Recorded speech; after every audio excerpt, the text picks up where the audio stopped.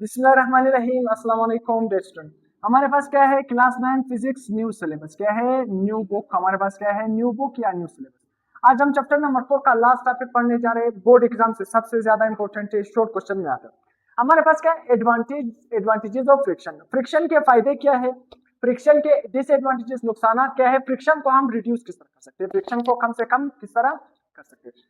अब सिंपल हमारे पास देखो, मैंने आपको पढ़ाया था कि फ्रिक्शन है क्या, मोशन को अपोज करना, मोशन को क्या है, हमेशा मोशन को अपोज करना, मोशन को रोकना, ये किसका काम है, फ्रिक्शन का काम है, रेकल का काम। कितना डिटेल से पढ़ाया था वो लेक्चर, तमाम टाइप्स पढ़ाए थे। तो उसी वजह से मैं अभी फ्रिक्शन पर नहीं जा रहा, फ्रिक्शन मैंने समझा।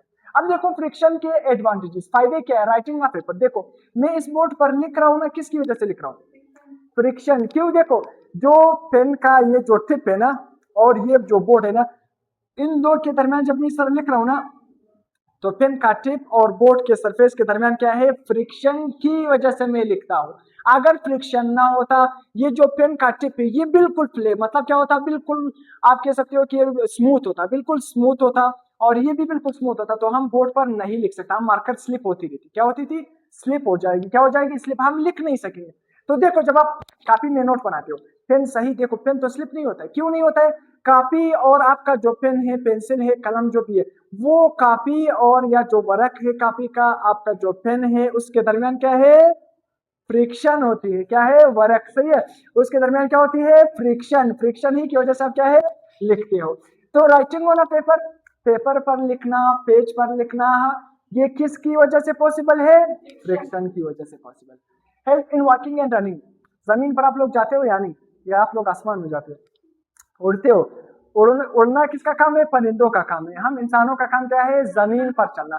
तो जमीन पर चलने के लिए हमें किस चीज की जरूरत होगी, फ्रिक्शन। हम जब भी क्या करेंगे, वॉक करेंगे, जब रन करेंगे, भागेंगे, तो किसकी वजह से होगा, फ्रिक्शन की वजह से। देखो अगर मैं यहाँ पर जा रहा हूँ ना, देखो कैमरे की तरफ आ रहा हूँ ना, मैं जा रहा हूँ, मुझे स्लिप हो रहा हूँ या नहीं, नहीं हो रहा हूँ, स्लिप नहीं। देखो मैं स्लिप बिल्कुल नहीं हो रहा हूँ, मैं सही रन कर सकता हूँ, एक जगह से दूसरी जगह जा सकता हूँ, किसकी वजह से, क्यों, मेरा जो शूज है ना, मेरा जो शूज है और जमीन का सरफेस, ये क्या है, इसके दरमियान रगड़ पैदा हो जाती है, फ्रिक्शन। फ्रिक्शन ही की वजह से मैं मूव करता हूँ। अगर फ्रिक्शन खत्म हो जाए, मेरा जो जूता है, शूज, अगर मैं उतना ज्यादा यूज करूँ कि वो नीचे से बिल्कुल खराब हो जाए, नीचे से क्या हो जाए, खराब। मैंने आपको बताया था ना कि शूज के पीछे से इस तरह क्या है, इरेगुलर सरफेस होती है, यानी उसका फायदा क्या है, फ्रिक्शन को बढ़ाना। उसका फायदा क्या है, फ्रिक्शन को बढ़ाना। तो देखो जमीन और जूते के दरमियान फ्रिक्शन की वजह से हम रन और वॉक कर सकते हैं। अगर जूते खराब हो जाए तो हम स्लिप होते हैं या नहीं, क्यों स्लिप होते हैं, क्योंकि वो जूते का जो बैक सरफेस है ना, वो क्या हो जाता है, बिल्कुल नीचे जो जमीन पर लगता है ना, उसका ये जो रफनेस है वो खत्म हो जाती है। रफनेस खत्म होने की वजह से फ्रिक्शन कम, फ्रिक्शन कम होने की वजह से हम गिरते हैं। जब बारिश होती है ना, हम गिरते हैं या नहीं, क्यों गिरते हैं, क्योंकि जमीन पर पानी आ जाती है, पानी की वजह से फ्रिक्शन कम, जब फ्रिक्शन कम तो हम स्लिप ज्यादा होते रहते। उसी तरह स्टॉपिंग अ व्हीकल, अगर कोई भी गाड़ी रुकेगी तो किसकी वजह से रुकेगी, फ्रिक्शन। क्यों, क्योंकि टायर और रोड के दरमियान फ्रिक्शन ही की वजह से गाड़ी रुकती है। अगर फ्रिक्शन ना होता, देखो जब गाड़ी की टायर खराब होती है, जब ब्रेक लगाते हैं ना, तो गाड़ी स्लिप हो जाती है या नहीं, क्यों स्लिप हो जाती, दूर रुक जाती है, वो इसी वजह से स्लिप हो जाती है। एक तो ज्यादा स्पीड भी होती है, और दूसरा अगर आपका टायर खराब हो तो वहां पर फ्रिक्शन की वजह से, कम फ्रिक्शन की वजह से वो स्लिप हो जाती है। क्या हो जाती है, स्लिप हो जाती है। जब बर्फबारी हो जाती है ना, गाड़ी चलती है ना, तो गाड़ी वहां पर उस बर्फबारी में जा सकेगी यानी नहीं जाती। क्यों नहीं जाती, क्योंकि जमीन पर बर्फ पानी पड़ा है, उस पानी की वजह से फ्रिक्शन कम होता है। जब फ्रिक्शन कम होता है, जब हम गाड़ी को चलाते हैं तो सिर्फ स्लिप करती रहती है। क्या करती है, स्लिप। स्लिप क्यों करती रहती है, फ्रिक्शन कम हो जाता है। तो उसी वजह से lighting match stick, lighting match stick, देखो माचिस को जलाते हैं या नहीं, माचिस को हम किसकी वजह से, जब हम क्या है, जो माचिस का जो स्टिक है ना, उसको माचिस की सरफेस पर इस तरह करते हैं, वहां पर फ्रिक्शन ही की वजह से वहां पर वो क्या है, क्या है, वहां पर वो जो माचिस का स्टिक है वो लाइट हो जाती है, वो आग पकड़ती है या नहीं। तो ये किसकी वजह से, फ्रिक्शन की वजह से। क्लाइंबिंग ऑन ट्रीज या माउंटेन, हम पहाड़ों पर चढ़ते हैं, दरख्तों पर चढ़ते हैं, सही है, ये वहां पर हमें किसकी वजह से हम चलते हैं, किसकी वजह से चलते हैं, फ्रिक्शन होगा तो हम चलेंगे, अगर फ्रिक्शन ना होगा तो हम स्लिप होते रहेंगे। क्या रहेंगे, स्लिप होते रहेंगे। उसी तरह नट एंड बोल्ट, कोई भी नट हमें टाइट करना हो स्क्रू की वजह से, तो वहां पर वो भी फ्रिक्शन पैदा ही हो जाती है, फ्रिक्शन की वजह से उसको हम टाइट कर सकते हैं, लूज कर सकते हैं, सही है। देखो ये तो आपने देखा होगा, स्क्रू इस तरह होते हैं ना, स्क्रू यहाँ पर नट होगा तो उसको हम इस तरह स्टेट करते हैं, लूज करते हैं। सही, आप समझ आ गए या नहीं? हमने तो क्या, आप लोगों ने पता नहीं, हमने देखा है बस। हाँ, आप पानी की वजह से स्टेट करना, लूज करना। हाँ, तो ब्रेक उसी तरह क्या है। इसके बाद हम ब्रेक ऑफ व्हीकल, जो गाड़ियों की ब्रेक है वो किसकी वजह से काम करती है? फ्रिक्शन की वजह से काम करती है। अब डिसएडवांटेजेस देखो, अगर जमीन पर फ्रिक्शन ना होगा तो हम चल नहीं सकेंगे, हम स्लिप हो जाएंगे। तो ये सारे फ्रिक्शन ही के फायदे हैं, फ्रिक्शन की वजह से हम चल सकते हैं। फ्रिक्शन के नुकसान देखो, जब हम गाड़ी में न्यू टायर लगाते हैं तो कुछ टाइम बाद वो खराब हो जाता है या नहीं? खराब हो, क्यों खराब हो जाता है? फ्रिक्शन की वजह से खराब हो जाता है। उसी तरह वेयर एंड टेयर, गाड़ी की जो टायर है वो फटती है, मतलब क्या है, टीयर हो जाती है, वेयर हो जाती है। गाड़ी की जो टायर वगैरह है, हमारे जूते हैं, खराब हो जाते हैं, यानी ये फ्रिक्शन की वजह से खराब हो जाते हैं। तो ये फ्रिक्शन के नुकसान आते हैं। वेस्ट एनर्जी, फ्रिक्शन की वजह से एनर्जी क्या होती है? वेस्ट होती है। क्यों वेस्ट होती है? देखो, जब मैं हाथ इस तरह करता हूँ, मेरे दोनों हाथों के दरमियान फ्रिक्शन पैदा हो जाती है, फ्रिक्शन पैदा हो जाती है, तो यहाँ पर एनर्जी क्या हो जाती है? हीट की फॉर्म में जाया हो जाती है। हीट की फॉर्म में क्या हो जाती है? जाया। किस तरह आपको नजर आएगा कि जाया होगी? हमारी हाथ गर्म हो जाए, वहां से हीट जाया होगी। उसी तरह हमारे पास क्या है? रिड्यूस स्पीड, ये गाड़ियों की स्पीड को कम करता है, गाड़ियों की स्पीड को क्या करता है? कम करता है। उसी तरह फ्रिक्शन की वजह से, अभी देखो हाथ किस तरह करो, गर्म हो जाते हैं यानी, तो फ्रिक्शन ही की वजह से टेम्परेचर होता है। देखो, गाड़ी चलती है, बाइक चलता है, जब आप ज्यादा चलाते हो ना, फिर हाथ इंजन पर रखते हो, गर्म होती है यानी, क्यों? वो फ्रिक्शन ही की वजह से, वो तो फ्रिक्शन की वजह से टेम्परेचर क्या होता है? बढ़ता है। अब ये तो हमारे पास फ्रिक्शन के नुकसान आते हैं। उसी तरह आप और भी नुकसान लिख सकते हो, ये जो 3 शॉर्ट क्वेश्चन के लिए आपने याद रखना है। मेथड ऑफ रिड्यूसिंग फ्रिक्शन, अगर अपने फ्रिक्शन को कम करना है कि फ्रिक्शन कम हो, एक तो हमारे जो जिंदगी में जरूरी है, चलने के लिए, रनिंग करने के लिए, फ्रिक्शन तो जरूरी है, और कुछ ऐसा जगह फ्रिक्शन पैदा हो जाता है जो बिल्कुल जरूरी ना हो, फिर भी फ्रिक्शन पैदा होता है। तो यहाँ पर method of reducing friction, friction को कम करने के तरीके, किस तरह हम रिड्यूस कर सकते हैं? पॉलिशिंग, अगर आप पॉलिश करोगे किसी भी सरफेस को तो वहां पर फ्रिक्शन क्या हो जाएगी? कम। एरो नीचे की तरफ का मतलब क्या? फ्रिक्शन कम। देखो किस तरह, लेट सपोज ये जमीन है, अब ये जमीन बिल्कुल क्या है? साफ है यानी, इस पर हम सी, अगर मैं जमीन पर तेल यहाँ पर डाल दूं, पानी डाल दूं, तो आप लोग इस पर चल सकोगे? चल तो सकोगे, मगर स्लिप हो जाओगे। क्या हो जाओगे? स्लिप। क्यों स्लिप हो जाओगे? क्योंकि उस ऑयल की वजह से, जमीन को पॉलिश करने की वजह से फ्रिक्शन कम हो जाती है। जब फ्रिक्शन कम हो जाती है तो वहां पर हमारे पास क्या है? स्लिपिंग का खतरा होता है। गाड़ियों के इंजन में हम मोबलाइन डालते हैं यानी, मोबलाइन इसी वजह से डालते हैं ताकि वहां पर फ्रिक्शन कम हो। जब फ्रिक्शन कम हो तो वो खराब नहीं होती। फ्रिक्शन को कम करने के बहुत सारे फायदे, तो अगर ज्यादा फ्रिक्शन हो तो भी नुकसान आते। क्या है? नुकसान।